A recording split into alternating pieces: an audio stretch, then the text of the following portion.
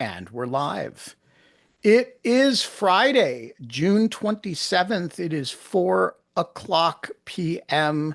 And this is Lawfare Live. And it has been one heck of a week, including one heck of a day. So I'm not going to detain you with a lot of preliminaries. We're just going to get started. Joining me from the Scott studio, it is the estimable Roger Parloff. From the Cathedral Studio, it is James Pearce.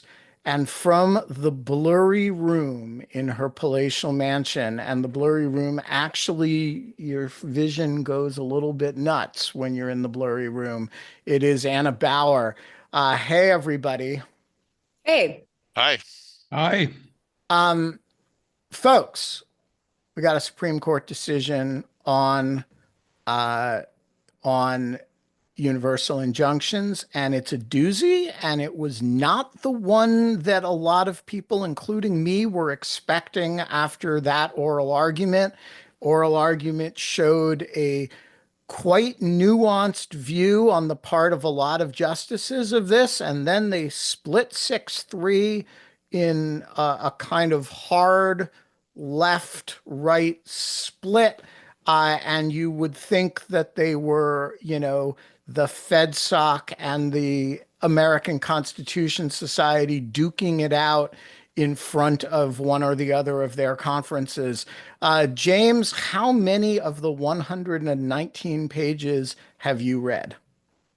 So I have at least put eyes on all 119, but I don't think I can say that I have read every word on every page of the 119. All So right. So walk us through, first of all, for those who who call this the birthright citizenship case, explain what this case, as presented in this Supreme Court opinion, is and is not about.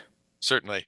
So it is called the Birthright Citizenship case, or cases. There are three cases consolidated before the Supreme Court by some, because the origin of this litigation was following President Trump's executive order purporting to limit citizenship to those or at least restricting the access to citizenship to individuals, non-citizens born in the country, a sort of a long-standing principle of U.S. law that if you are born in the United States, you have U.S. citizenship. There were a series of legal challenges by different parties, some kind of groups of non-citizens or advocacy organizations or states. That distinction becomes relevant a bit later. Courts handling those quickly agreed with the challengers and issued preliminary injunctions, and then issued in the cases before the Supreme Court universal injunctions. And I think it's worth pausing for just a moment to explain what a universal injunction is, at least in how that differs from a nationwide injunction. They are often used, and I think I have been guilty in the past of this synonymously, though they are not. The difference, and Justice Barrett, who wrote for the court here, spells this out, I think, fairly clearly in an early footnote. A nationwide injunction is an injunction that applies to particular parties, but can have nationwide effects. So an example could be, imagine an injunction that says, government, you cannot remove this particular person. You cannot deport this person.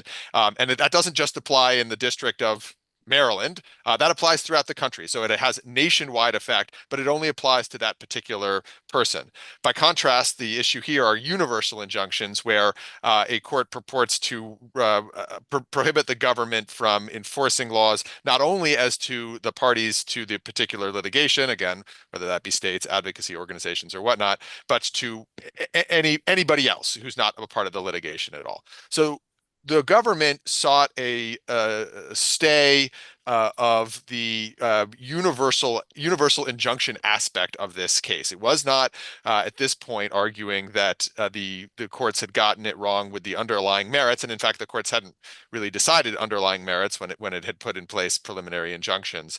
And so this came up to the court, and I should say somewhat mysteriously, because this did not come on the certiorari docket, where the court in those cases grants a question presented. The court set it for oral argument on the out of the emergency docket, and so there was not actually a question presented what most people thought, and certainly what the argument reflected, is this case was going to focus on the propriety of the use of universal injunctions and not on the legal merit of the executive order's effort to change the definition of birthright citizenship.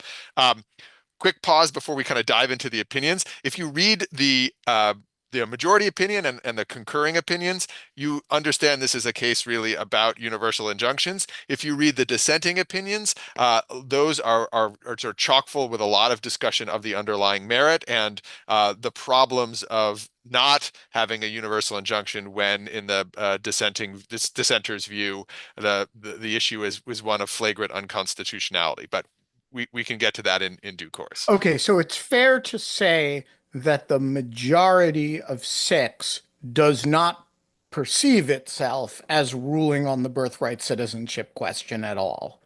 That's certainly how I read it, and there is language explicitly in the majority opinion itself, and there are a handful of concurrences from Justices Thomas, Alito, and Kavanaugh, and none of them purport to weigh in on the constitutionality of birthright citizenship either. So I do think that that's a fair way to at least characterize in the majority's view. I think the dissent thinks otherwise. Um, so to kind of cut to the chase and the what the court decided, the court concluded through Justice Barrett. I'll maybe pause for a moment. Interesting that Justice Barrett wrote. I think a lot of people imagine this might be something where the chief would weigh in. It's certainly something of quite high profile, and so Justice Barrett, a relatively junior justice, writing is interesting. Um, she holds, in essence, that courts don't have the equitable authority to impose universal injunctions. And it does read as a fairly technical analysis. There's some background that I think frames the case in a particular way, saying something like, look, the executive branch, the Solicitor General's office, has actually been consistent through administrations opposing this type of relief. We've talked here, and certainly plenty have talked, that all too often in public conversation, whether one likes or doesn't like a universal injunction has a curious relationship to the issue at hand, and likes it when you think that what is happening is bad, and doesn't like it when you think it's enjoying something good. And so there's a little bit of that flavor in the introduction. But when it gets down to the kind of the working through of the legal analysis, it's quite technical, and some might even say quite dry. The question, as the majority frames it, as Justice Barrett frames it, is when Congress, so Congress hasn't given courts the power to issue universal injunctions, and courts do that in their exercise of their equitable authorities. And so the question, as Justice Barrett framed it, is when when the Constitution was ultimately ratified, and when the Judiciary Act of 1789 was issued and gave courts the power to act in equity, did that essentially provide, was there some analogous way that courts were doing universal injunctions then? And in And fact, just for those who do not understand the terminology here, what does it mean to say when a court acts in equity? yeah, so equity is distinct from law. So law are statutes. It could even be common law decisions, but equity is essentially a sense of doing justice and doing fairness. And so it's not something that is kind of circumscribed in the narrower ways that one thinks of as law. Although surely there's lots of play in the joints for any good interpreter of a text, including a legal text. But equity is doing fairness.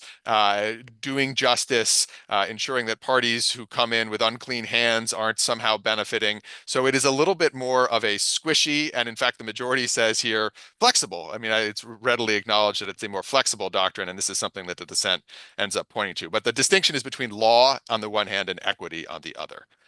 Um, and so, and I wanted to just read the way that the majority frames the question to give a sense of the kind of technical way that it is teed up.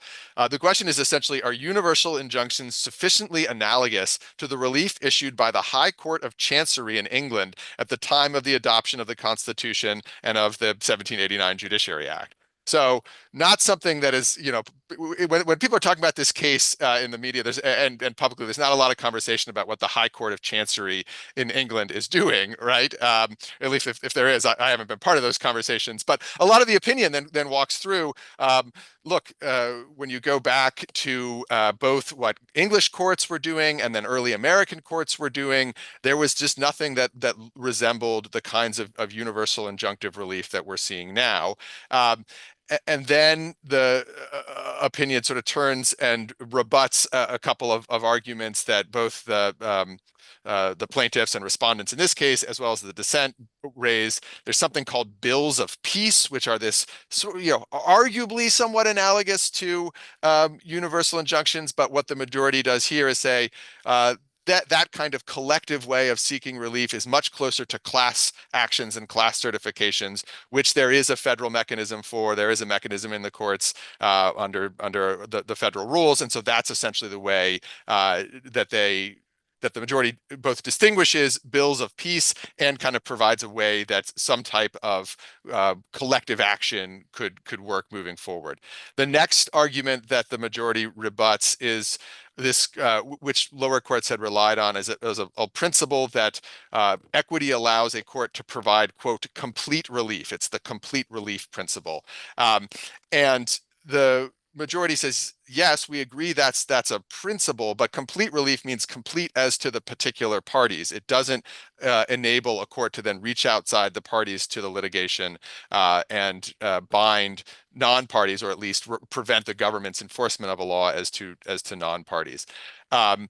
And then the final part, the sort of final argument, is that the majority confronts is one of policy and basically says, and I think this strikes me as right, not to say what's come before is wrong, but it says, look, both sides come up with policy arguments. On the one side, the challengers, the plaintiffs rather say, this is so deeply unconstitutional. It's crazy that this could go into effect, that there's not some mechanism, and that everybody has to be coming into court. And on the other side, the government says, their forum shopping problems, a lot of essentially the kinds of concerns about universal injunctions that I think has been readily discussed. The majority just says, look, that's neither here nor there for our purposes. We're doing a legal analysis. So that's all in service of its conclusion, of the majority's conclusion, that the government is likely to succeed on the merits, not of the birthright citizenship question, but on the question of whether courts in equity have the power to enter these injunctions. Last point on the majority opinion before either pausing or talking about the other writings. There's also a very brief irreparable harm argument, which is interesting because there the court essentially says, to the extent universal injunctions intrude on the government's power to enforce the law, and then there's a very important addition, as to non-parties, that's enough to establish irreparable harm. I think that addition is important because we've seen the government arguing in a lot of the litigation, a lot of which is in the sort of stay or preliminary injunction posture, that the mere fact that the government can enforce the law is enough to establish irreparable harm. And there's a way to try to read this opinion as endorsing that view. But I read this as a bit narrower than that. I don't think the government necessarily will. I think they will go into court and make this and say this supports their position. But the fact that it is as to non-parties is a different than just, hey, this injunction doesn't allow the government to enforce the law, and therefore we the government are irreparably harmed. So that's kind of where the majority lands. And So let me see if I can summarize that in a very 40,000-foot high altitude. If Anna Bauer sues the government or saying, I'm challenging this policy, and she wins and she gets an injunction as to enforcing that policy against her, the injunction has to be limited to her or her co-plaintiffs. There could be a class that's very large that includes a lot of people, but you can't have an injunction that really goes beyond the remedy that the particular plaintiffs need and stops the policy everywhere. Is that a fair summary? I was with you until your very last word of everywhere. And the only reason I'm not with you on everywhere is that I think it could reach everywhere. It Right, just but could not not reach to other against people. everyone. Yes, exactly. Right. Exactly. So, broadly speaking, the majority's position here is, hey, A case in controversy is a case in controversy between a plaintiff or a set of plaintiffs and a defendant or a set of defendants. And unless there's some very specific authorization to do so, you can't use equity to say, we're going to make everybody a plaintiff, even if they didn't sign up to be a plaintiff, unless you've styled it as a class action. Yeah, I think that's right. Another little nit, because I guess as a lawyer I like to nit. They don't actually use the case and controversy language because they say they're not actually doing this as a matter of Article 3. They're doing it as a matter of interpreting really the Judiciary Act of 1789 principally. But there is language towards the end, and I think that the majority would probably say the same logic and reasoning would apply as to a case or controversy Article 3 requirement. All right. But wait, can I just clarify? Because my understanding as to how this impacts the birthright citizenship cases themselves is that the court said, yeah, if you've got an individual plaintiff who is suing, it can only the executive order can only be enjoined as to that individual plaintiff or their co-plaintiffs, has been said.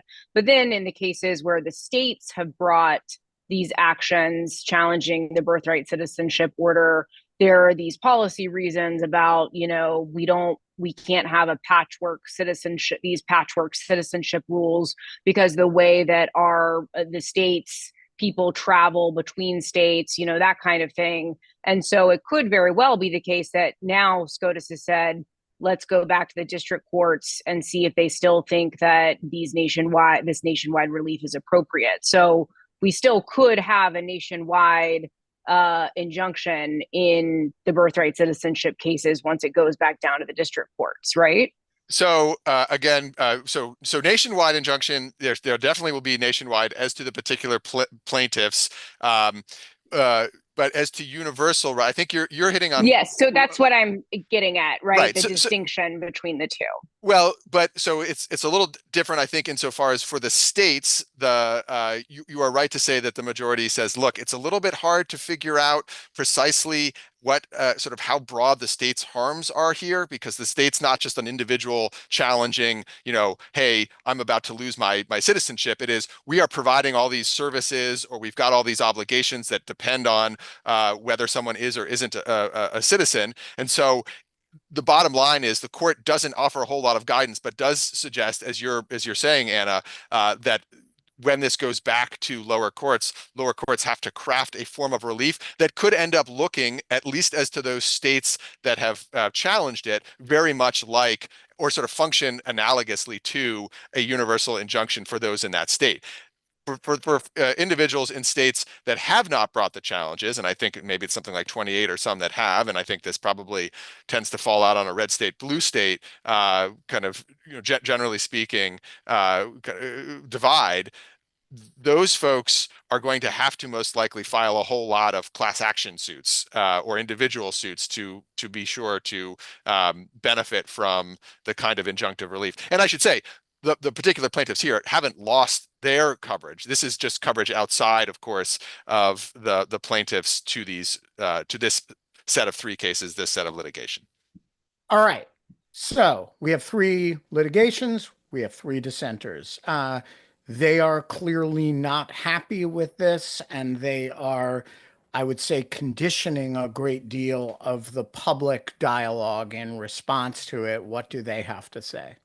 Yeah, so it's Justice Sotomayor writes the principal dissent, joined by Justices Kagan and Jackson, and then Justice Jackson writes a dissent just for herself. The Justice Sotomayor dissent is 40 some odd pages, I think. It's considerably longer than the majority opinion. And as I mentioned before, it really sees this case, and so does the Justice Jackson dissent, as essentially blessing what the dissent views, and frankly courts have uniformly so held, as a constitutional and sort of indisputably unconstitutional practice, namely this effort to revise or undermine birthright citizenship. It goes through the technical analysis as well, right? It goes and it sort of fights the battle on the same terms as the majority. It says, well, you don't quite have the history right. There are in fact cases from around the time of ancient England and early, American practice that sort of resemble the kind of universal relief we see now, and they rely on the dissents or the Sotomayor dissent on the Bill of Peace, and also makes the complete relief argument.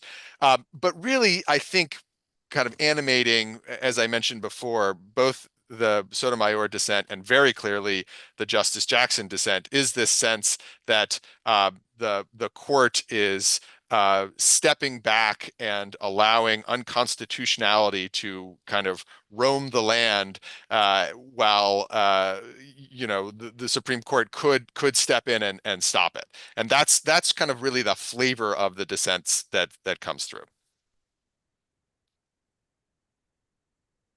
Sorry, I was muted. All right, so I wanna I don't want to ask who's right here because that gets into all kinds of subjectivity and views of jurisprudence. But I'm trying to figure out how much really turns on this. So it seems to me if you if it was yesterday, you file, Anna Bauer versus Christy Nome. I don't know why Anna's our plaintiff today, but she is. And you file Bauer v. Nome and you ask for a universal injunction. And if it's today, you file Anna Bauer as the named plaintiff in a class of people who, have red hair and live in blurry rooms. Um, and you ask for an injunction affecting all members of the class.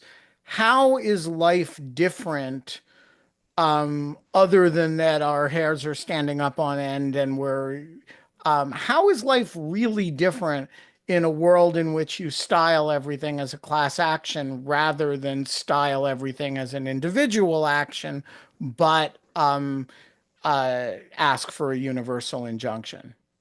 Yeah, I think it's a great question, and I think time will tell. But my initial instinct is that it's not going to end up looking that much different in the world that we now live in. We've already seen a handful of litigants bring class action suits, one in one of the three cases that was up in front of the court. That's the Casa case. I think another one in the District of New Hampshire. There may well have been others since we've started recording. And so I do think that class action mechanism will be one that is widely used, and essentially one that the court, the majority, identifies as the sort of the appropriate way to do it. Now, there are going to be fights about whether they're appropriate classes, fights over certification, and the kinds of things that come up, questions of typicality, commonality, all of that. But I don't foresee in this particular case that that's going to be particularly hard, right? I mean, it's a pretty defined I class mean, it's a pretty of defined people. class. You're born Right. in the United States, and the government doesn't want to acknowledge your citizenship. Right. And I should say, I didn't say this before, but as has been widely reported, the opinion makes clear that the executive order does not go immediately into effect. There's a 30-day period between the end of today, the issuance of the opinion, and before it could go into effect. And during that 30-day period, there is going to be a lot of litigation, a lot of these class action, I think, cases brought, efforts by in the existing cases to ensure that the injunctive relief already issued is appropriately fit to the challenges. And to the point that Anna made earlier, I think for affected individuals in states that have or do also challenge the executive order, those folks are likely going to be covered. So I think the big question will be whether there's sufficiently kind of active class actions and class certifications done in states that are not themselves challenging the executive order. All right. So, one last question on this subject. There was an issue at oral argument. And by the way, I do encourage people to listen to the oral argument in this because while the opinion may be fractured along ideological lines, the oral argument really was kind of the court at its best, sort of thinking about this issue in a kind of an elegant and, I thought, very thoughtful way. And I'm a little bit disappointed actually after that argument to have this divide the way it has in a kind of ideological lines sort of way. But um, there was this issue that arose in the oral argument about, the court, the executive branch could lose and lose and lose at different courts of appeals and then not appeal, um, and thereby never get a ruling that binds it everywhere. And because the Solicitor General, actually, I thought quite shockingly, frankly, would not commit himself to the idea that the executive branch would honor a circuit opinion throughout the diversity of geography within the circuit, you could end up with real disuniformity in the law among over a long period of time. And I'm curious whether anything in the Barrett opinion ameliorates that, or whether one of the consequences of this opinion is that the executive, just as long as it doesn't ask for cert in any of these cases, never gets a kind of Brown versus Board of Ed moment where it says, you know, now there is an authoritative opinion that says birthright citizenship is real. Yeah, there's nothing in the Barrett opinion that ameliorates it, but there is something that addresses it, which is that at some point, and I can't remember where in the opinion, the Barrett address the sort of raises this specter. Oh, the government could lose everywhere, but just not seek cert. And I think quotes from something in the transcript, which actually I didn't remember from oral argument, something to the effect of the Solicitor General says, if they lose, if the government loses, it will seek cert. And so that is essentially, it almost says it takes, I don't want to say on faith, but it credits, a majority opinion credits that representation as essentially, I think, assuming that the Supreme Court will have the final say ultimately on birthright citizenship. Okay, Um, I don't mean to sound like a raging lefty, but what actually commits the government to that? I mean, there's an estoppel principle if you make an argument that says, um, we take the position that X, that the court can say you later can't take the position that not X. But there's no estoppel position that says if you say you're going to seek cert and then you don't later seek cert, we can force you to seek cert. Why is Amy Coney Barrett confident that uh, John Sauer is for real on that? that is a great question, and the dissents, maybe both of them, certainly Sotomayor in a footnote, I believe, treats the majority as overly credulous on this point. And there is nothing that would force the government to ultimately come back to the court. Justice Kavanaugh, interestingly, in a concurrence, sort of suggests this, that says, look, the court ultimately is the Supreme Court. Although all of this stuff happens in the district courts, it all ultimately comes before the Supreme Court. So we are going to have to weigh in on this, though. Again, not clear that the government would seek cert. So I found that a very unsatisfactory part of the opinion, and it was interesting because I recall Justice Barrett in the argument being among those, maybe surprising to observers, who was pressing the government more and giving the, sort of questioning, you can't really be serious that you wouldn't honor, Court of Appeals decisions in the relevant circuit. And then to see here a kind of almost, I don't want to call it flippant, but a quite, readily just sort of seeming to credit, as I said, that the government would seek cert, and so that ultimately the Supreme Court would have the final word. A little hard to square, and I don't quite know what to make of it.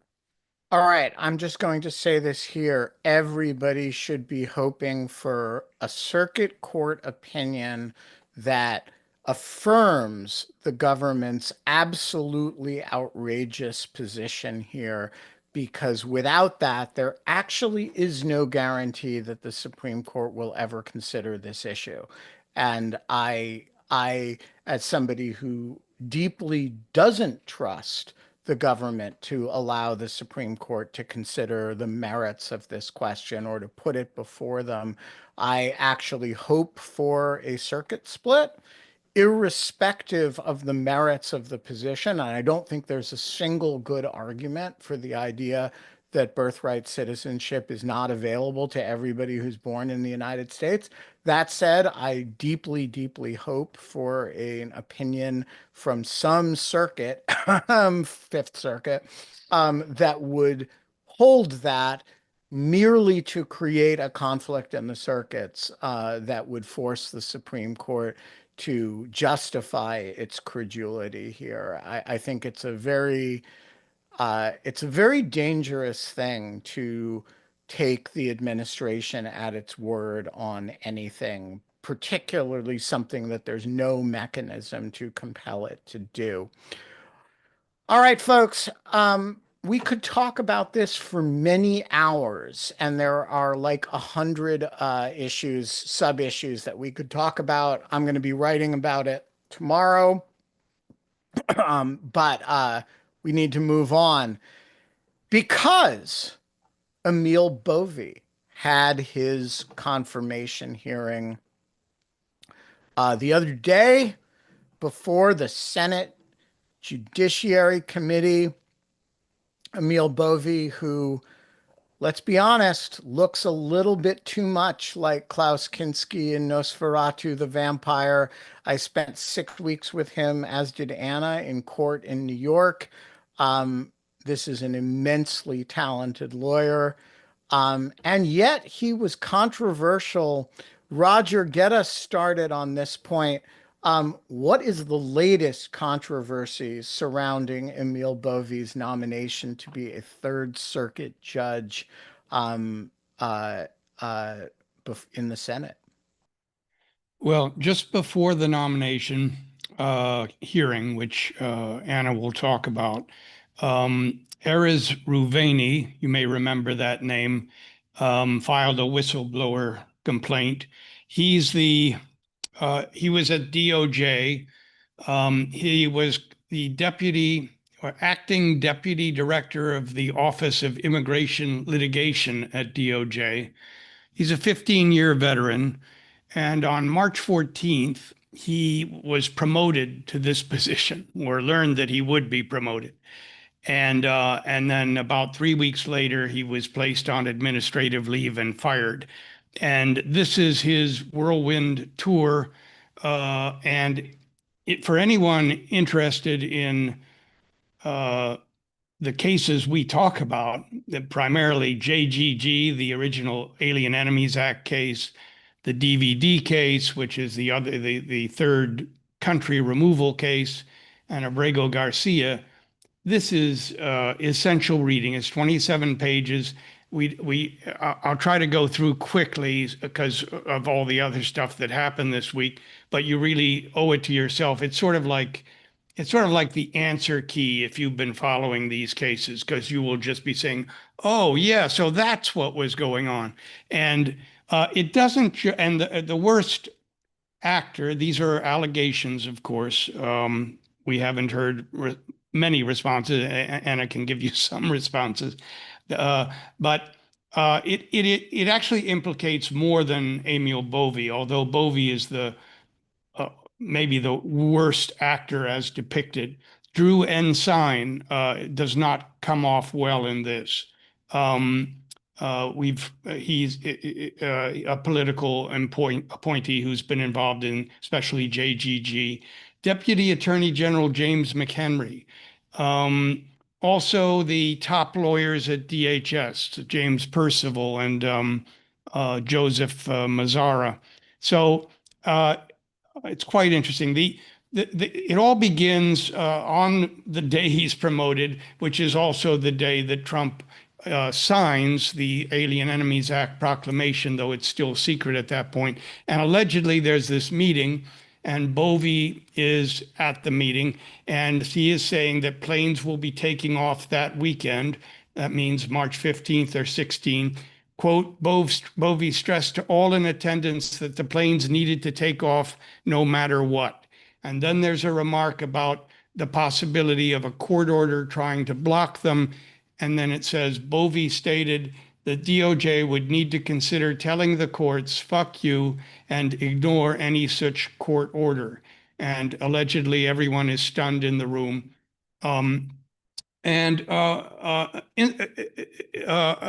later that evening, August Flenchie and he talk, and he's reassured that this isn't really going to happen. But then the next day, of course, is when everyone, in fact, the three planes are sent to Sikot in apparent intentional violation of the judge's order, Judge Boasberg's order, and so.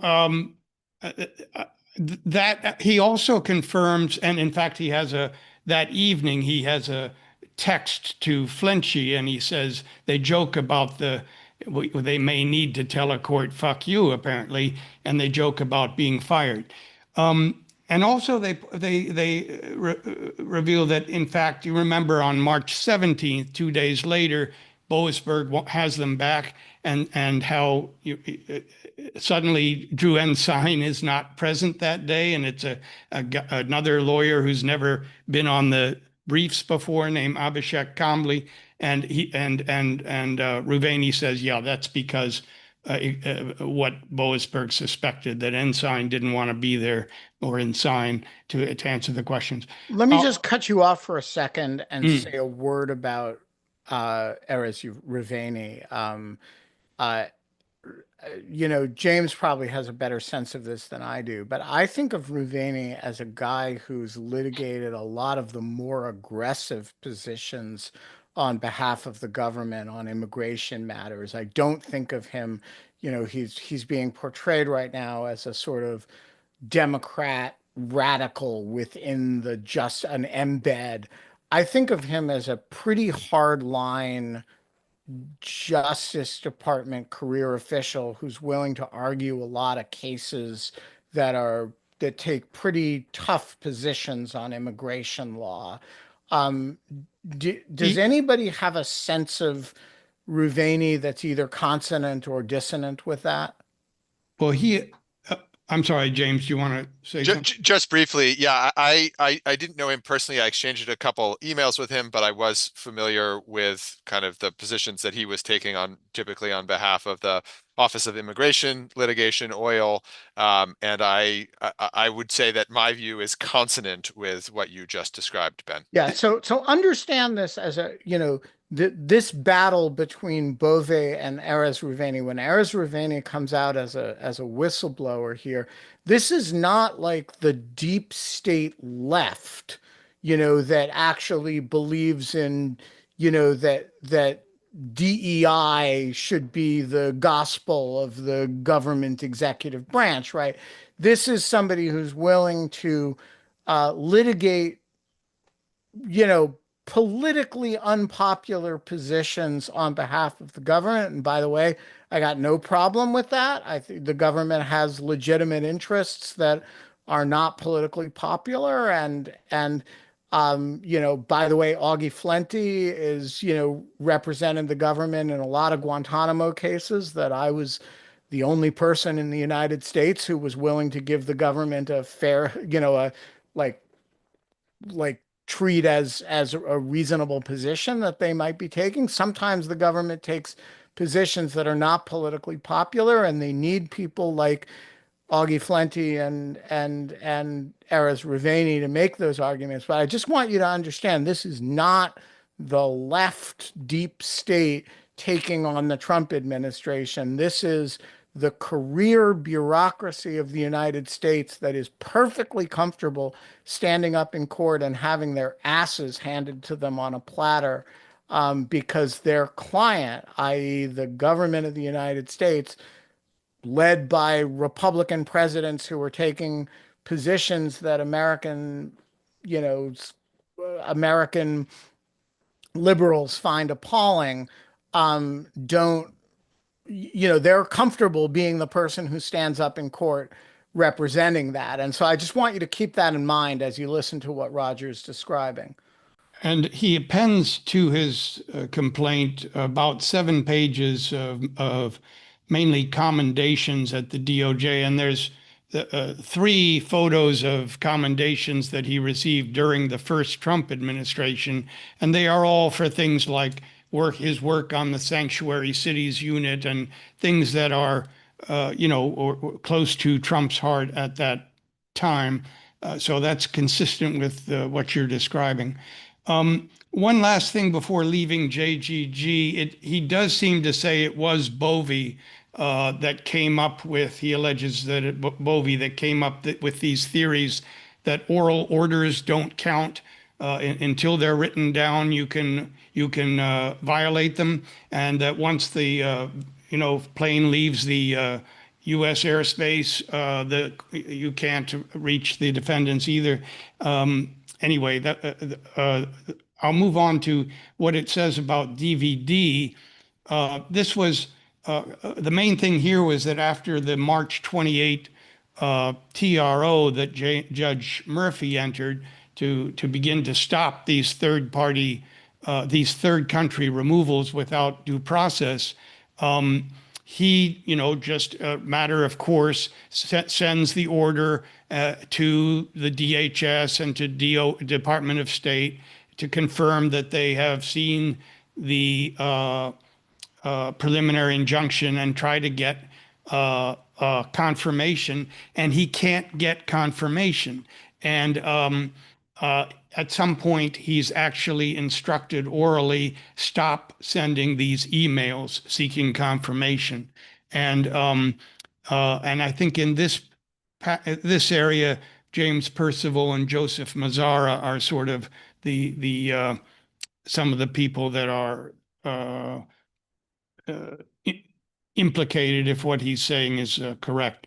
The Abrego Garcia, obviously I've done no independent research and have not sought comment from them, so I don't know what their view is. Abrego Garcia, it's interesting. He says that after that hearing where well, of course, the first thing he did was I think we knew this, is that he attempted to do what he would have always done for the previous 15 years. When there's an administrative mistake, you try to get the guy back. And he was sort of astounded that nobody was helping him arrange to get the guy back from El Salvador. He couldn't quite make this out. And then people begin getting angry with him after he submits a brief and that everyone has signed off on, and obviously the judge orders that he be returned, and people begin asking, why didn't you argue that he was a terrorist? And this is and it puzzles him because there was no real there was this very murky evidence that he might be involved in MS-13. And what the theory is becoming, and the implication is that the White House gets involved in this argument, may be the source of this argument. The White House, we don't know more specifically than that. And this is the argument, and then he is told to put this argument in the appeal. And he doesn't want to put it in the appeal because it's procedurally improper. It wasn't argued to the district judge, but also because he thinks it's frivolous and wrong, which is, the theory became, and we've seen this in other cases too, like Christian, also in Maryland. The theory becomes, well, remember, Secretary Rubio declares MS-13 to be a terrorist organization. And so the theory is that this makes him ineligible for the withholding of removal that he had already obtained in 2019. And the theory further is that removal vaporizes. And now they can just send him to Sakat. And Ruvani is saying, that can't possibly be. You need to reopen the case. You go before the immigration judge. You make your argument. You try to prove that he's an MS-13. You can't. This is all wrong. And that's apparently he won't sign that brief, and that's why he's put on administrative leave and then fired. It's very worth reading the whole thing. It's 27 pages, I believe, and it is actually a gripping read. Yeah. Anna, one day after this document becomes public, the estimable Emil Bove goes before the Senate Judiciary Committee for his confirmation hearing to the Third Circuit Court of Appeals. Before we get to that, I want to ask James a very quick question, I think has a one-word answer. You have a 15-year career in the Justice Department, yeah? Yeah, just about. I did. Yep. Yeah. How many times in that 15-year career did the Deputy Attorney General or his designee order you to make an argument that you can, in Republican or Democratic administrations on any subject, order you to make an argument that you found A, procedurally barred, and B, frivolous? That never happened. Did anything remotely like it ever happen? No.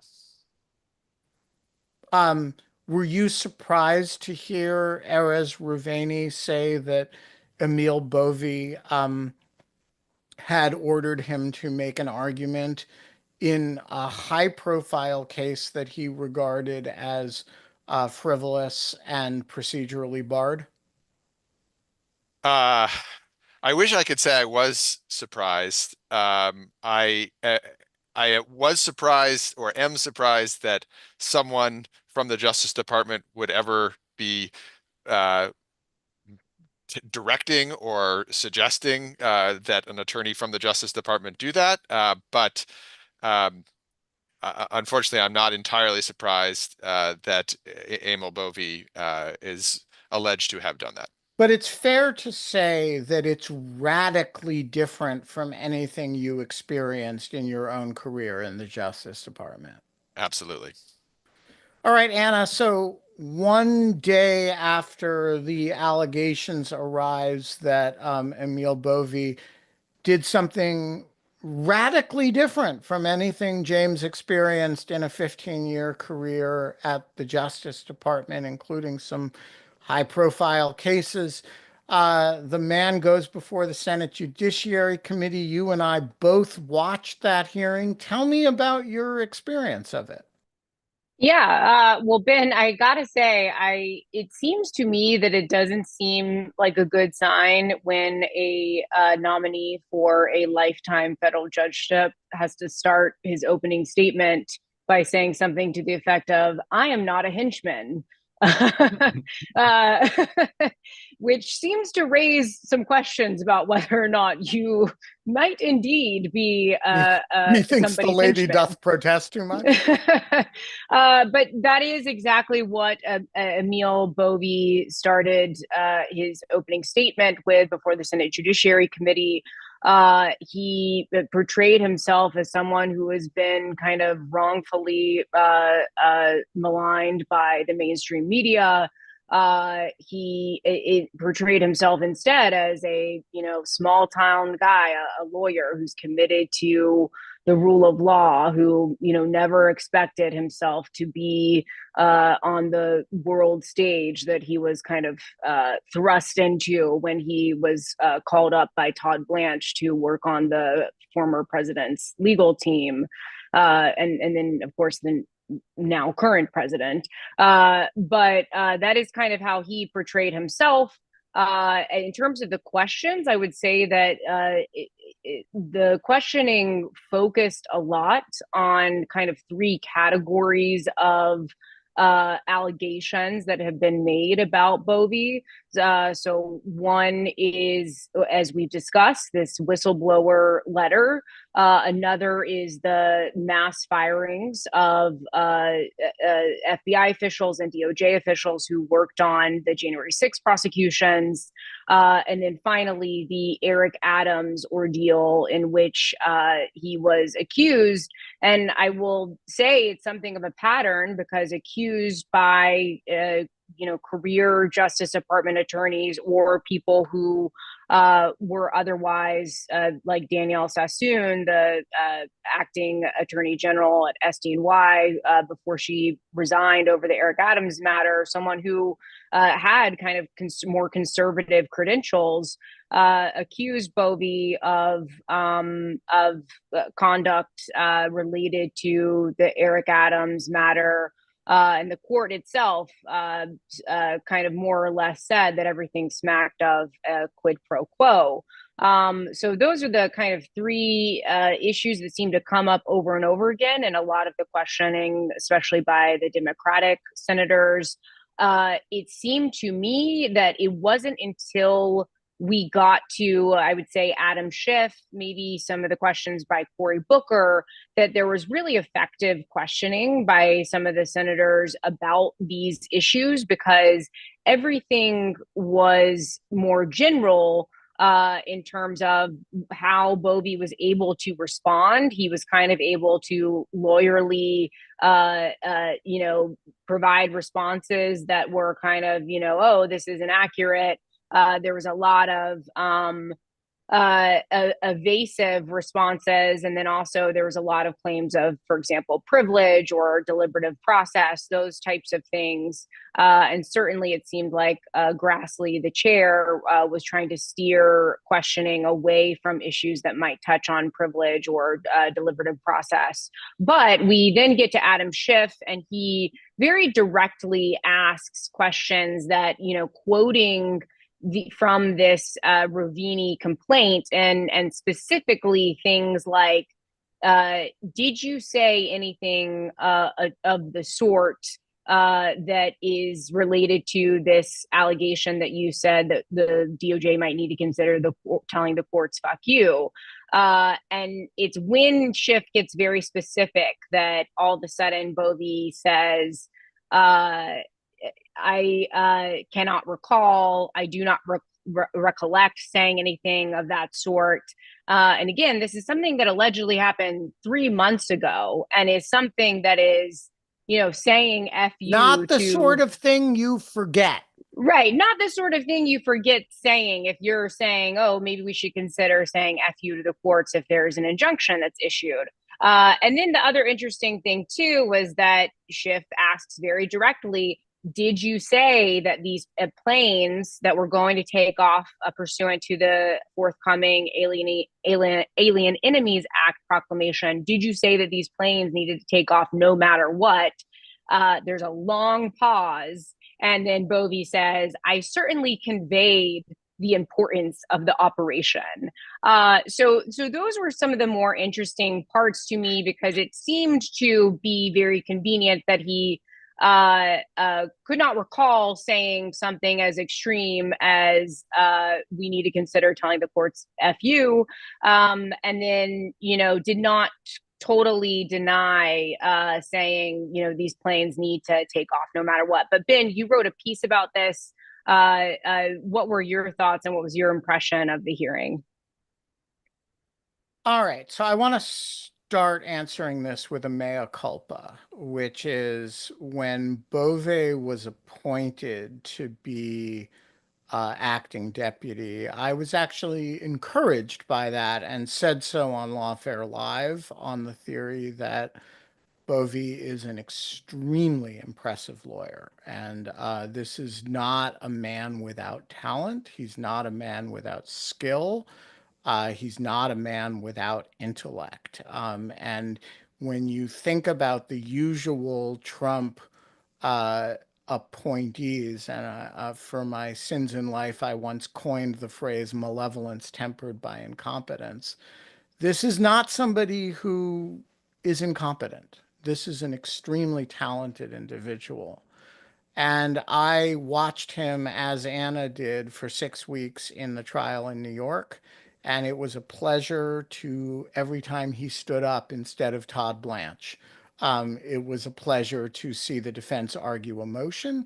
When he cross-examined a witness, there was one witness in particular, Mr. Davidson, who Emil Bove took a little razor and shredded into small ribbons and left on the floor.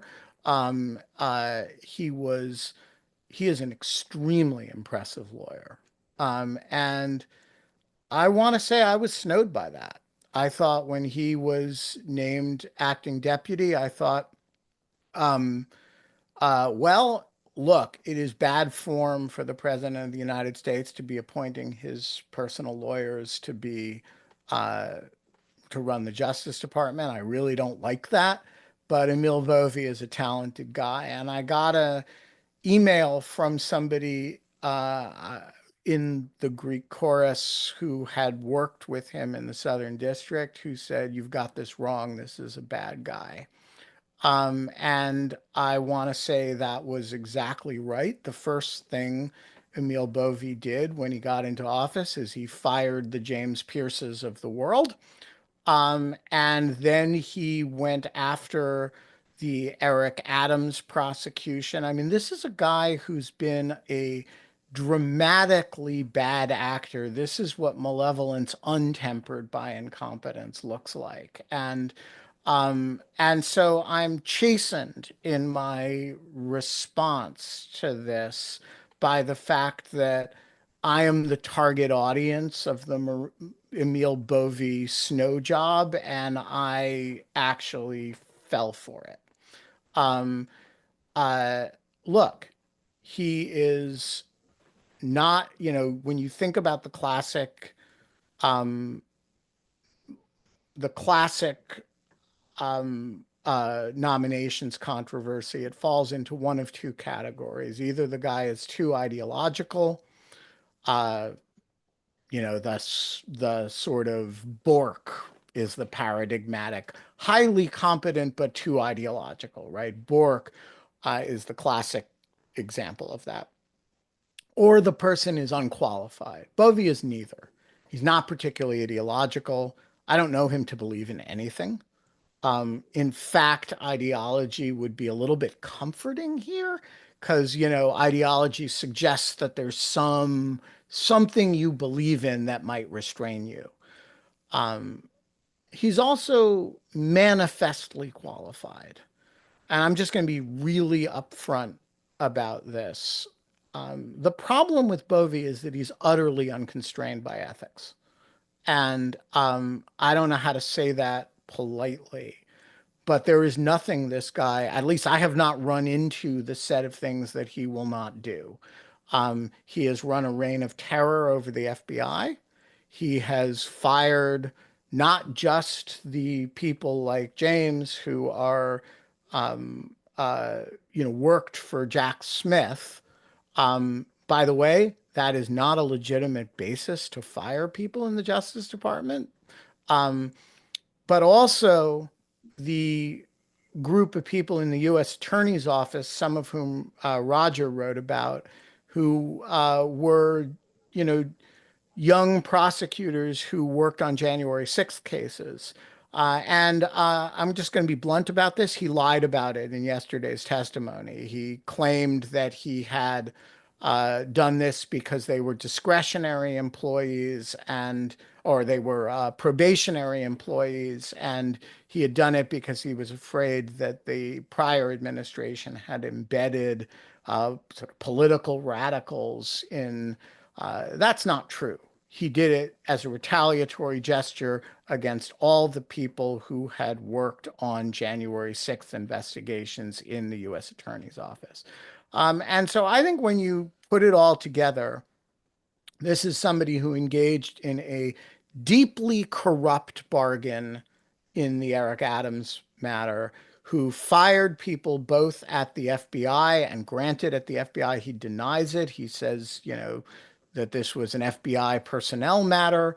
It was clearly directed by or inspired by Emil Bove, and his broader cabal. He fired people who had had the temerity to serve their country by working for Jack Smith. On, by the way, a set of cases that was entirely merited and that no court has found otherwise.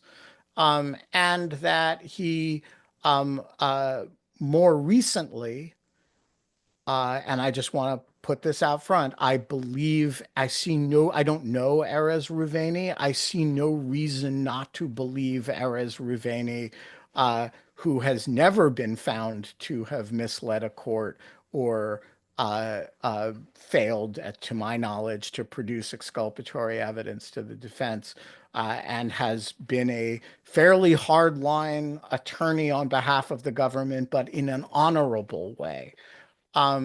I see no reason not to believe Erez Ruveni in his claims currently. And so I look at this guy and I say, 6 months ago, I was relieved to hear that he would be acting deputy and then PAYDAG. And that shows that 30 years of experience in watching the courts and watching the Justice Department does not guarantee you wisdom. That's my thoughts on the subject. All right, let's move on. Anna, it has been a long time since we have discussed the big cheese, Kenneth Chesebro himself, and I know his name is pronounced Chesebro, but I refuse to acknowledge that reality. He's been disbarred. Blast from the past. Tell us about the big cheese. Yeah, it's been a while since we have talked about the cheese. So Kenneth Chesebro, the alleged architect of the fake electors plot during the 2020 election, who also pleaded to criminal charges in the Fani Willis, Georgia case, feels like it was a million years ago now, but was actually not that long ago. But Chesebro, of course, after pleading to one felony count in that case, he's an attorney, and he was barred in approximately 7 states. And so, as our colleague, or I guess I should now say former colleague, Quinta Jurecic, previously wrote for Lawfare a lot about various bar investigations against people who were involved, some of the lawyers who were involved in this 2020 election shenanigans. Chesebro was one of those people who was subject to a number of different bar disciplinary proceedings. One of them was in New York, and it was specifically related to the fact that he had pleaded to charges in that Fani Willis case. And back in October, we learned that he had been suspended as a kind of preliminary measure. And then there were other further proceedings while the appellate court, decide whether there's the person who's kind of the referee of the grievance matter decides, what to recommend in their report. It then goes to the appellate court, who then decides what to do after that. So this is the outcome of that process. The referee in New York actually recommended that he continue to be suspended, not completely disbarred, pending the outcome of his other criminal case that is still active in Wisconsin. Because remember, Chesebro was particularly very active when it came to the Wisconsin electors. And then he kind of came up with more of the legal plan for the other states, but was less directly involved in the other states. And instead of, accepting that recommendation from the referee, the appellate court who looked at this said, no, we think we just are going to disbar him. So that's exactly what they ordered. And in that order, they kind of went through the various aggravating factors. One of them is that it seemed to the court from the record that Chesebro, while he regretted that he wasn't more clear with the Trump campaign about what his role was, and the fact that he, only was making these observations about the elector scheme as a kind of preliminary thing, and that nothing was final. He kind of regretted that he wasn't more clear about the fact that, these weren't instructions, that this wasn't a finalized kind of legal plan. He did not seem to show a lot of remorse, according to the appellate panel. And so that was one of the aggravating factors. And then also just the kind of fact that the charge that he had pleaded to in Georgia was something that went directly to, disrupting the constitutional order. They made comments about that. And so then ultimately they come down on the side of, we're not going to accept the recommendation of just keeping him suspended pending the outcome of this Wisconsin matter. Instead, we're going to disbar him. I believe he still has other pending bar investigation matters in some of these other states where he is barred. But in New York, he is now disbarred. And so it's, again, another example of people like Jeffrey Clark, John Eastman, who, regardless of what's happened in the criminal cases in which they've been investigated or indicted, have suffered professional consequences for their conduct related to the 2020 election. All right. I am old enough to remember, I don't know if some of you are, that we used to be concerned about military and National Guard deployments in Los Angeles. I know it's like you gotta stretch your memory for that, but it was a thing that, long, long ago in a galaxy far, far away, people thought was interesting and important. I hear we have had a new court order in regard to that mythical subject. Yes, we have a new court order in the Newsom versus Trump case, which I believe is what you're referring to. This is the National Guard case, the federalization of the National Guard case. And recall that previously, the Ninth Circuit Court of Appeals put on pause Judge Breyer's order in which he issued a TRO, or as they construed it, kind of a preliminary injunction that would have barred Trump's federalization of the Guard in California.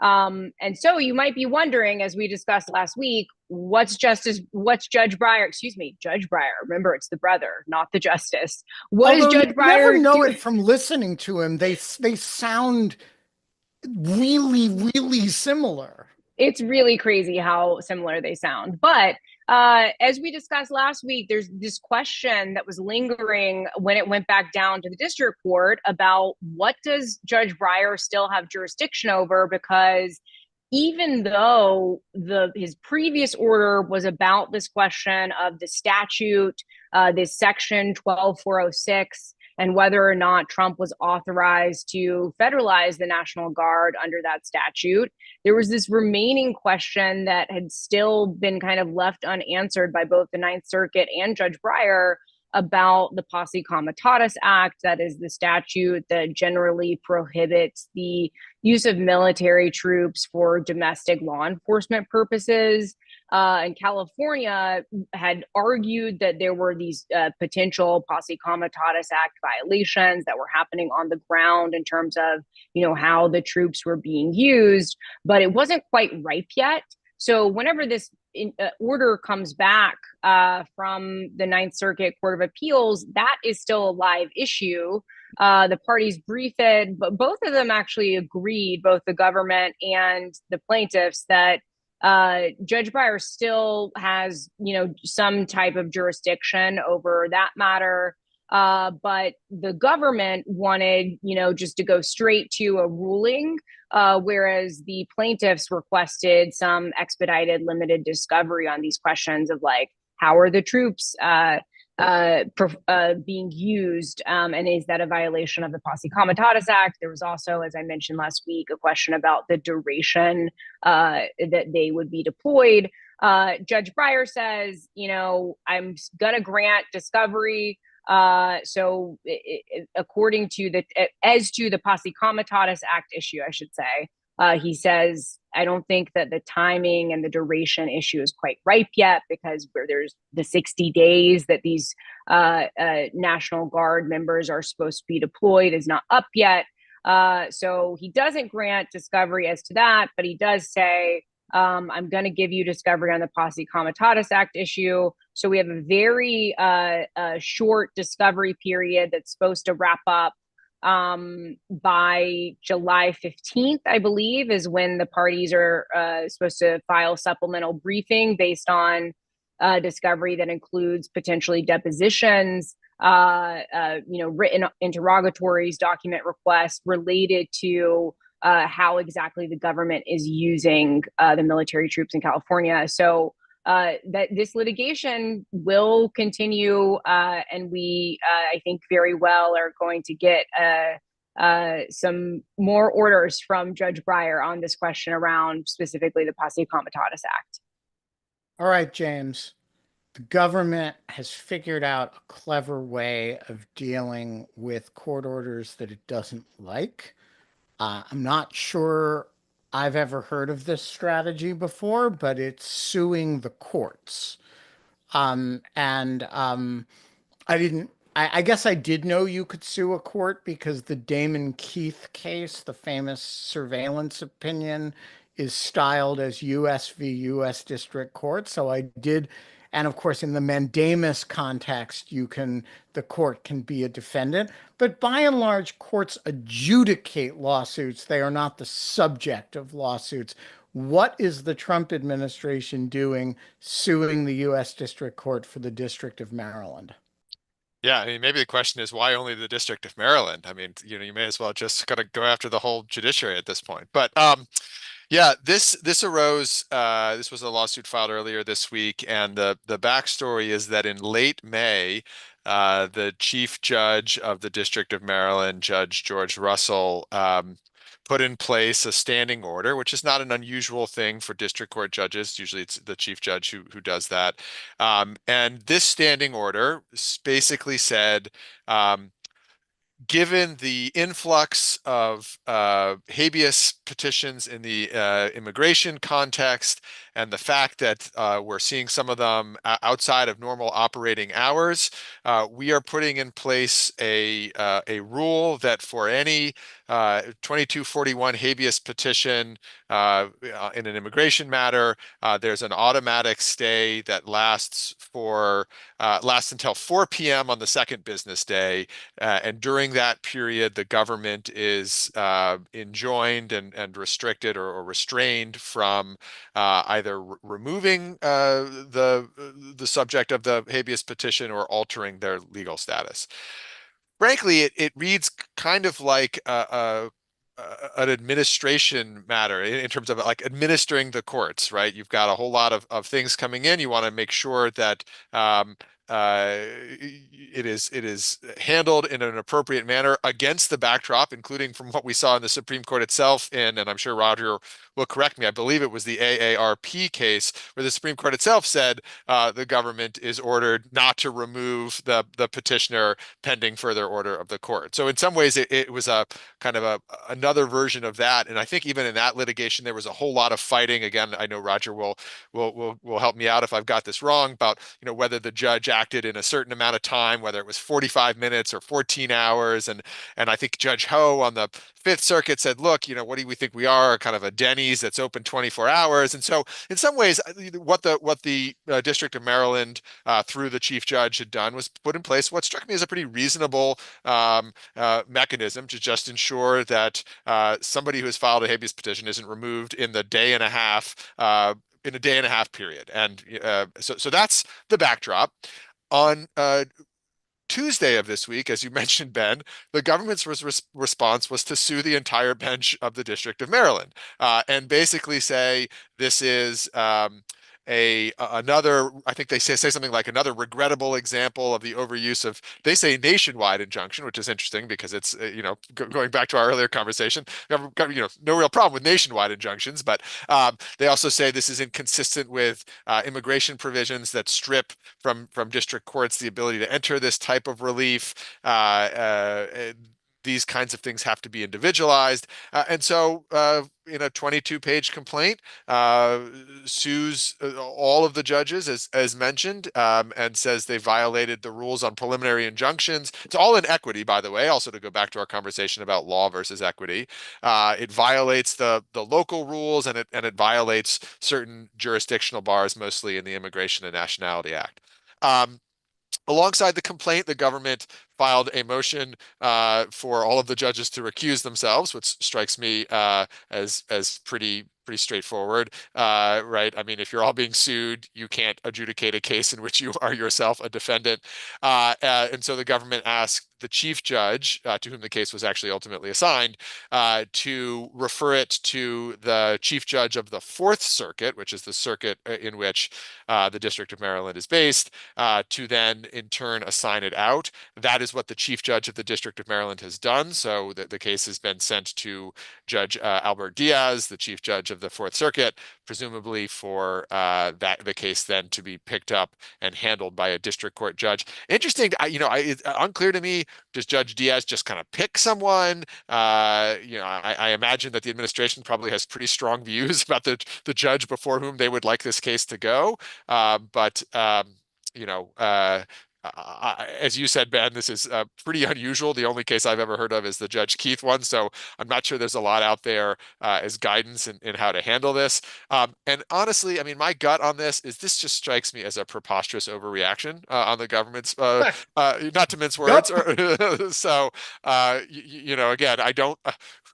Whatever the court just did, the Supreme Court just did in the universal injunction context, I have a hard time thinking that the justices are going to see that a day and a half stay to ensure that people are not removed is somehow this vast overreach of judicial authority. But we'll see.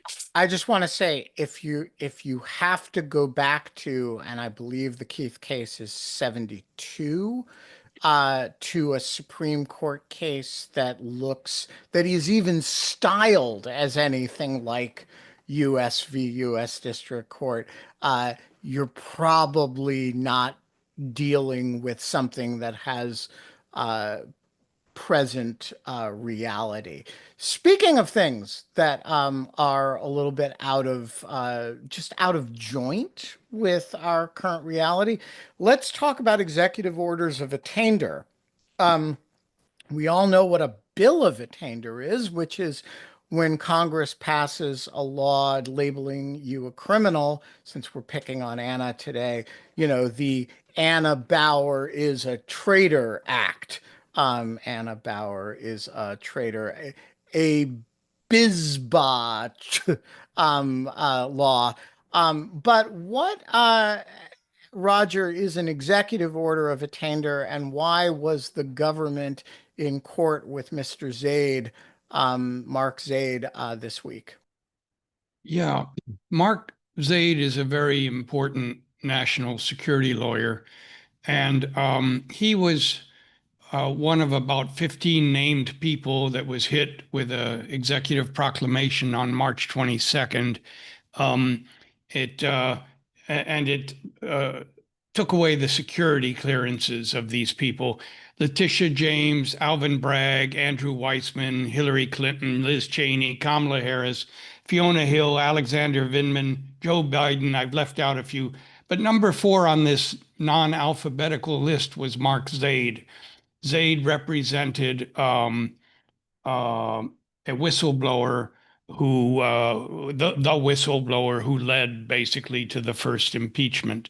So it's a very important and interesting case in a way. So it bears a lot of similarities to the law firm cases, and it's challenged on many grounds: First Amendment, due process, but also executive bill of attainder. This is at the preliminary injunction stage. There was a hearing today. He's trying to get his security clearance back. And actually, he's saving he is going to argue bill of attainder, but at this stage, he's only arguing the easier points. None of them are actually easy. And the thing is that a security clearance is usually different. A security clearance is the decision making, if you go through a reasonable process, is really non-justiciable. It's not just Trump saying that, it really is. There's a Supreme Court case, Egan, there's a DC Circuit case, Lee versus Garland. So the decision is really non-reviewable. And here, that's his difficult situation. Here it was so so vindictive. It was without any process whatsoever. Obviously, from the company he keeps here, you see he's simply viewed as an enemy. And in fact, Tulsi Gabbard went on Megyn Kelly and talked about how fun it was to deprive these people of their security clearances. And because of the nature of his practice, he's this national security.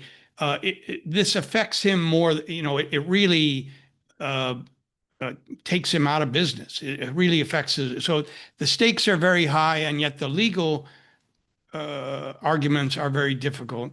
And eventually there will be an argument that it's a bill of attainder as well, which really only by its terms, it's in Article 1, Section 9, Clause 3. So by its terms, it's saying Congress can't do this. There's also one in Section 10 that says states can't do this, but a lot of people have argued a fortiori. If Congress can't even do it, how could the president alone, not carrying out any law whatsoever, do it? And so that will be an additional argument. It was hard to read Judge Ali. All right, let's turn to our last major news event of the week, which there are some minor ones, but the last major one is the Abrego Garcia case, or cases, actually. James and Anna, you guys have been following different aspects of this. James, you have the criminal side. What's going on? What's been going on there?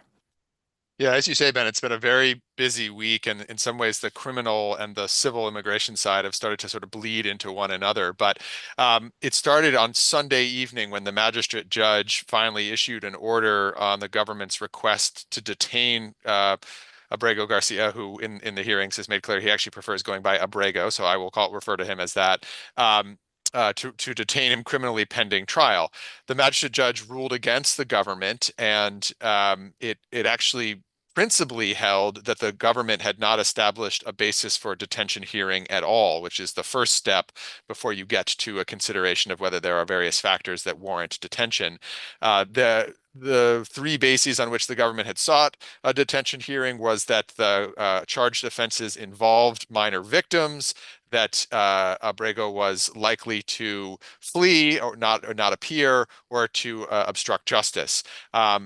The one that turns out to be the most interesting is whether the charged offenses involve a minor victim. As folks may remember, he is charged with a conspiracy and substantive count of human smuggling, which in and of itself has no element that involves a minor victim. The government had argued that nonetheless, the facts or the allegations in the indictment showed that Abrego's conduct involved a minor victim. The long sort of opinion from the magistrate judge, as I said, rejected those arguments and then had a sort of an alternative argument. But even if the government were entitled to a detention hearing, I find that the evidence is not sufficient to detain him. And so that meant that Abrego would be free, but on conditions, although bracket for a moment what free means, given that both the government and the magistrate judge had sort of understood that free really meant in immigration detention. The government quickly sought a stay without a lot of reasoning, basically just sort of put on file, we'd like a stay. Then followed up with some briefing that the stay and an appeal in the context of detention goes to a district court judge, doesn't go to a court of appeals. That went to District Court Judge Waverly Crenshaw, an Obama appointee in the Middle District of Tennessee, where all of this litigation is happening.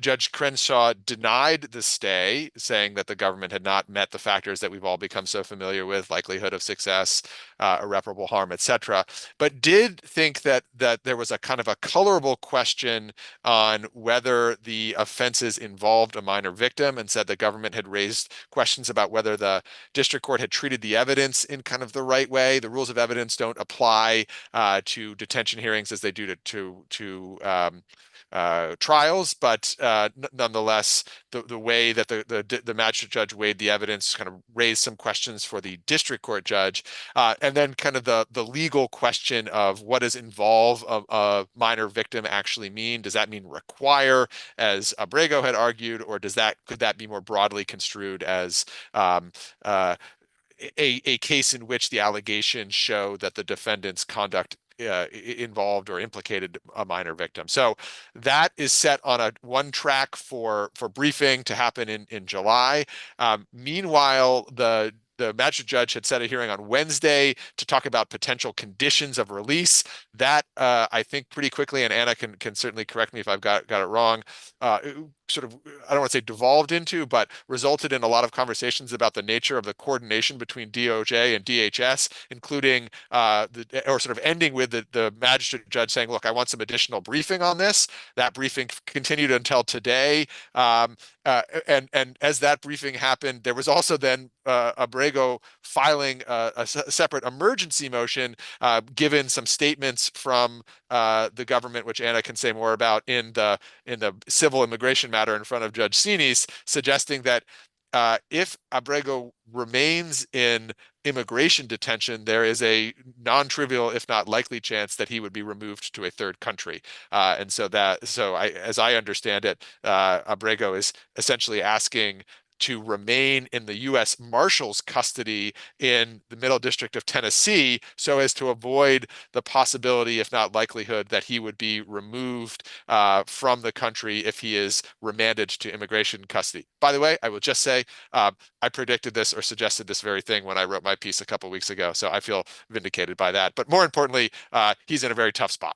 I will also just say, while we're preemptively claiming credit for predicting things, that if Abrego Garcia or Abrego is in fact deported instead of brought to trial, I will claim that as vindication for one of the 5 cases that I said would not result in conviction. Because if, having indicted somebody, you deport him rather than bringing him to trial, it reflects a lack of confidence in your case. Anna, what do you think of the on the civil side, what's been going on? Yeah, so let me bring you up to speed there.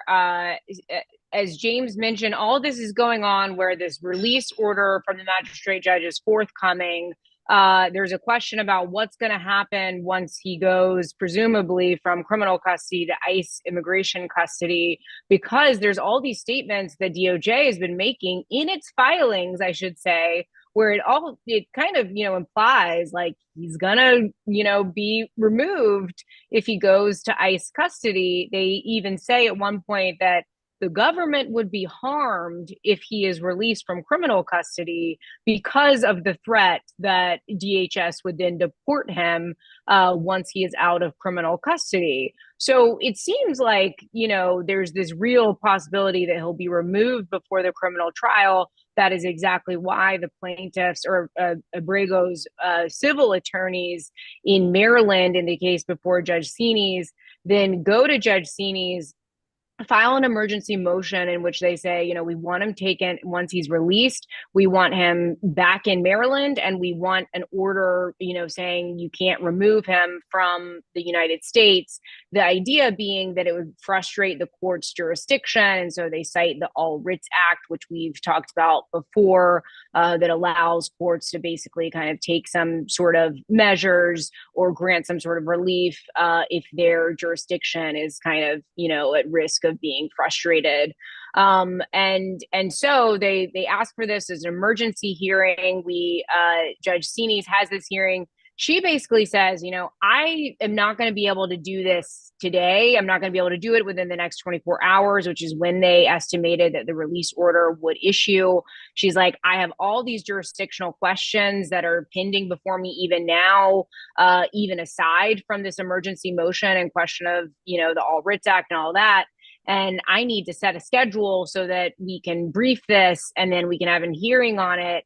But I'm not going to be able to do anything for you guys today.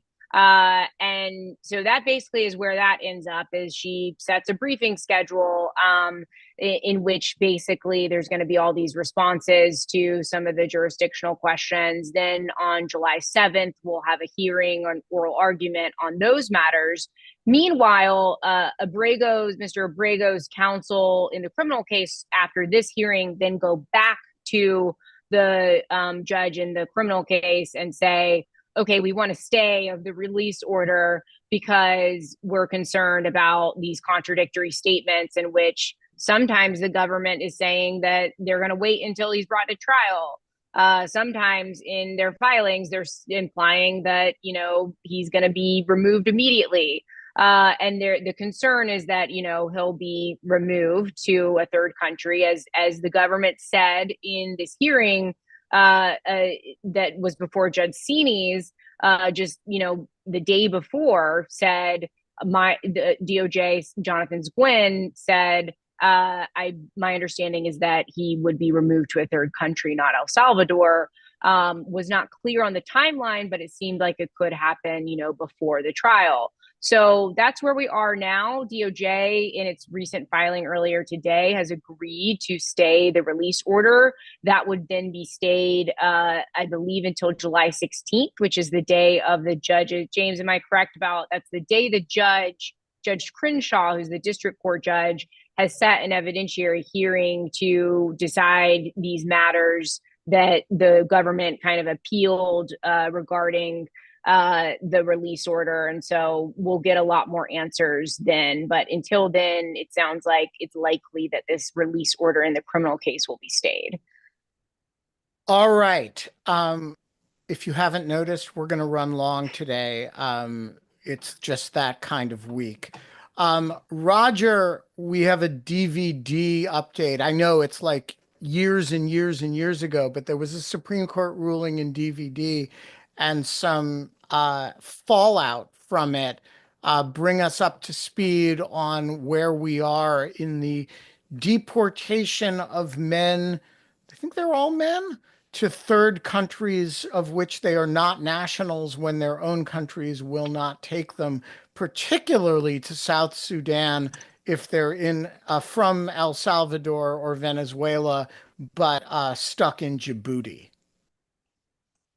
Yeah, this happened way back on Monday. This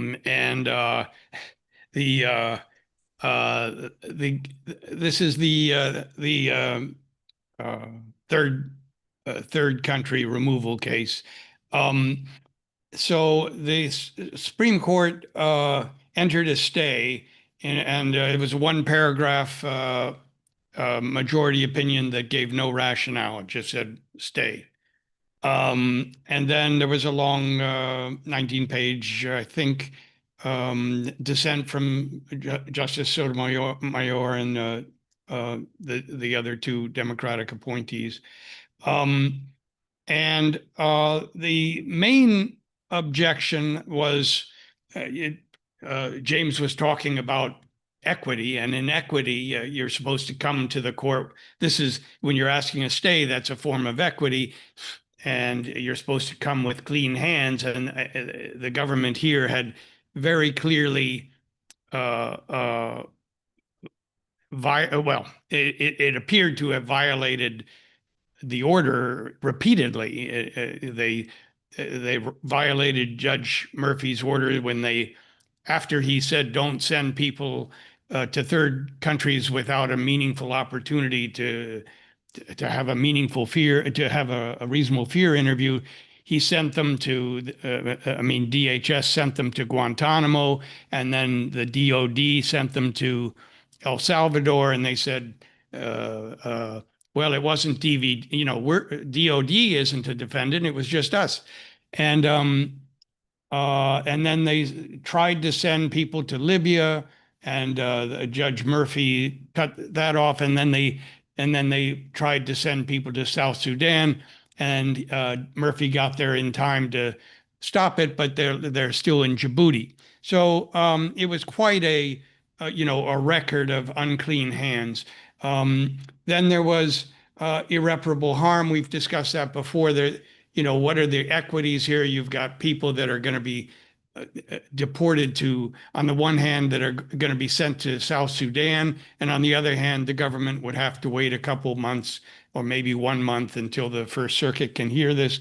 Nevertheless, and then there was a little bit about the presumptive merits. Like I say, we don't know the reason for the stay. The most likely reason was a jurisdiction stripping provision called 8 U.S.C. 1252 F1, which does bar class relief for certain provisions. I don't think I'll go into the details of that unless somebody wants me to, especially since it's a dissent. But presumably, that's what this is about. But as soon as it was done, the plaintiffs went back to Judge Murphy and said, asked for an emergency order saying, well, don't send those guys from Djibouti to Sudan, because the remedial order that you issued, which was, partly sort of almost a contempt order, to give those guys additional, the due process they weren't given, was never appealed. And, only the original order, the April 17 preliminary injunction, was appealed. And actually, the dissenters had pointed that out. Well, it's only in a dissent, but they had said the order protecting the people in Djibouti has not been appealed or stayed. So the judge said there's no need for an emergency injunction because the original injunction stands. And the government instantly went back to the Supreme Court with saying this was lawlessness, lawless defiance, and asking them, not only to reverse what Murphy had done, but to throw him off the case, and also alternatively not allow him to issue any more injunctions without first going to the Supreme Court and getting their pre-approval, which I don't know. Maybe James can tell us if he's heard of that arrangement before. But anyway, I think, unless you know more than me, I think that we are still waiting for a result, the Supreme Court to rule on that. It's been completely briefed and over-briefed with sure replies and so on. So I think that's where that one stands. All right, we have an opinion from the Second Circuit, or an order from the Second Circuit in Melgar Salon. Roger, what's that one about? Yeah, just very quickly, this was he's a former MS-13 guy. He was seeking asylum, and he had lost at the Bureau, he had lost in the immigration judge and then appealed to the Bureau of Immigration Appeals, lost. And your appeal at that point is to the Second Circuit. And the Second Circuit was hearing his case, and the government wanted to deport him and gave him, if you don't order a stay, we're going to send him back to El Salvador. And the government ordered a stay, and 28 minutes later, they sent him back to El Salvador anyway. And they have called it since a confluence of administrative errors, a perfect storm of errors. And in any event, the judge, the Second Circuit, ordered the government to facilitate his return, which will not be easy. He's in Izalco, which might be a worse prison than Sacat. And I mean, I shouldn't laugh. I mean, it's really a horror. They have the thing, the torture, like you put you in barrels of ice in sort of a waterboarding situation. It's unbelievable. So, but the government is supposed to report back each week on how it's going and how they're doing getting him back. I think there's also a warrant for him in El Salvador, so there's a basis for holding him there. All right, penultimate issue. We have a frog embryo indictment. James, Anna, is this the end for frog embryo lady, or is Ksenia Petrova going to beat the rap? I can just lay out the indictment, what's alleged, and then I'll let Anna, who knows this stuff better, and to predict whether she'll beat the rap. 3-count indictment. First two are essentially not accurately filling out a customs form to disclose the fact that she was bringing in the clawed frog embryos, and the second, as I read it, is a false statement, sort of when being asked by Customs and Border Patrol, again, not saying that she had. So one is I take it from the way it reads. One is a misstatement or a non-disclosure on a form. The second is the interview. I could have that wrong, but that's how I read how the two separate 1001 charges. Then there's a third smuggling charge. That's not so 1001 is charged all the time in federal cases. That's not unusual. The smuggling charge, 18 USC 545, carries a 20-year stat max, which is interesting, which is for the actual act of Overcharge. Yeah, you don't say. But that applies to fraudulently and knowingly importing merchandise, which is defined as good wares, chattel of every description. I haven't done any independent legal research, but I'd be curious to figure out.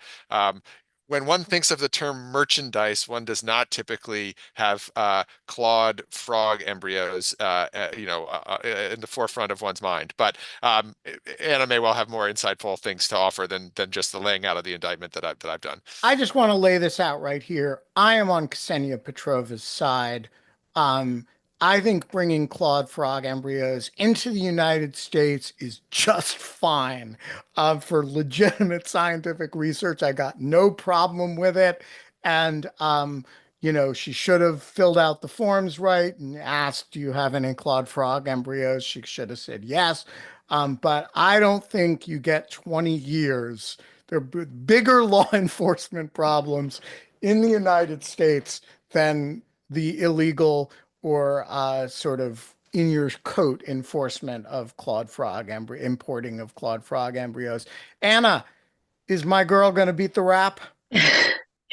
I mean, look, I think that this is a very triable case, is my initial impression of it, based on what we know about the probable cause hearing so far. And then also, one thing I will say that I've done some preliminary research on that doesn't relate to this question that was a big focus of the probable cause hearing around, merchandise and what biological material is this question of the smuggling charge, which is the one that carries a maximum of 20 years.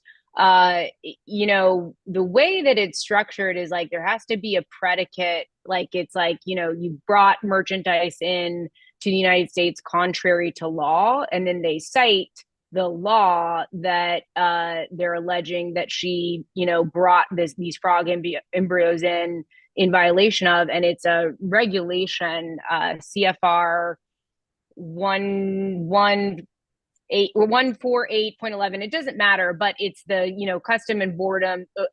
customs regulation that, excuse me, look,